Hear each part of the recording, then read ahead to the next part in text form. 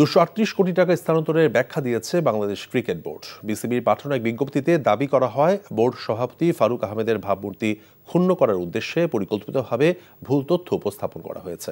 দেশের অর্থনৈতিক অবস্থার প্রেক্ষিতে বাংলাদেশ ব্যাংকে নির্ধারিত গ্রিন এবং ইয়েলো জোনভুক্ত আর্থিক প্রতিষ্ঠানের সঙ্গেই বোর্ড আর্থিক লেনদেনে জড়িত থাকার সিদ্ধান্ত নেয়।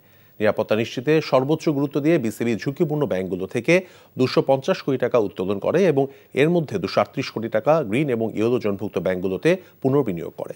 অবশিষ্ট 12 কোটি টাকা বিসিবির বিবিধ পরিচালনা ব্যয় নির্বাহের জন্য নির্ধারিত অ্যাকাউন্টে স্থানান্তর করা হয়। বিবৃতিতে আরও বলা হয়েছে, বোর্ড সভাপতি একক সিদ্ধান্ত বলে বোর্ডের পরিচালনা পর্ষদের অজ্ঞাতে ব্যাংক পরিবর্তনের অথবা লেনদেন সংক্রান্ত নির্দেশ প্রদান করেন না।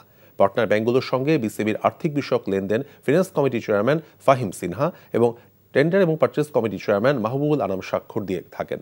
বিসিবির সভাপতি এ সংক্রান্ত বিষয়ে স্বাক্ষরদাতা নন। বান্ডেল থাকলে প্রতি সেনমানিতে টাকা বাঁচবে। বিকাশ সেনমানি বান্ডেল কিনে জিতুন প্রতি লেনদেনে।